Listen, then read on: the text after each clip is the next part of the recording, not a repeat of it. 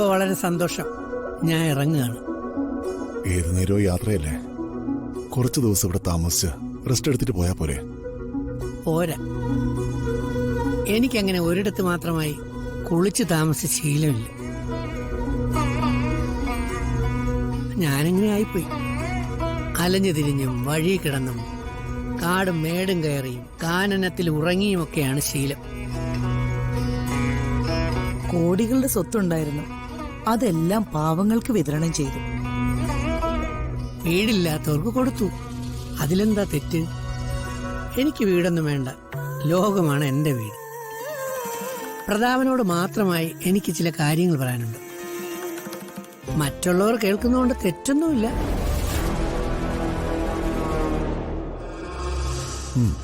Doctor പറയൂ.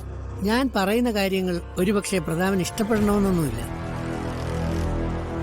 പ്രതാപൻ ഇഷ്ടപ്പെടുന്നതും ഇഷ്ടപ്പെടാതിരിക്കുന്നതും ഒന്നും എന്റെ വിഷയമല്ല. എനിക്ക് പ്രതാപനെ കൊണ്ട് ഒരാവശ്യമില്ല. അതുകൊണ്ട് പറയാനുള്ളത് എന്തായാലും ഞാൻ പറയും. പ്രതാപൻ ആരെയൊക്കെയാണോ തന്റെ ശത്രുക്കളെന്ന് കരുതുന്നത്, അവരൊക്കെയാണ് പ്രതാപന്റെ മിത്രങ്ങൾ.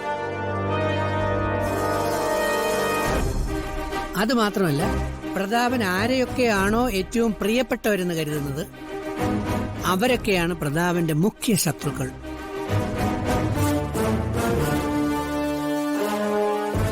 ഇവൻ എനിക്കിട്ട് തന്നെയാണല്ലോ താങ്ങുന്നത്.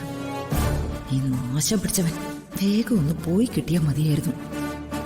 പിന്നെ മറ്റൊരു പ്രധാനപ്പെട്ട കാര്യം കൂടി, ഒരു വട്ടം പറഞ്ഞതാണ്, ഒരിക്കൽ കൂടി പറയുന്നു. പ്രതാപനെ പരിചരിച്ചിരുന്ന ആ സ്ത്രീ, അവരാരാണെങ്കിലും അവരെ പ്രതാപൻ മറക്കരുത്. നിങ്ങളുടെ ആയുസ്സിന് പിന്നിൽ അവരുടെ പ്രാർത്ഥനയും പരിശ്രമവും ഉണ്ട്.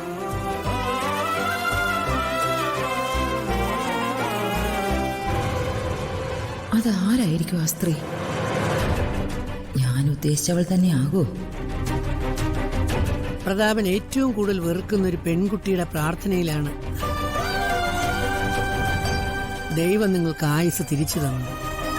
അത് മറക്കരുത്.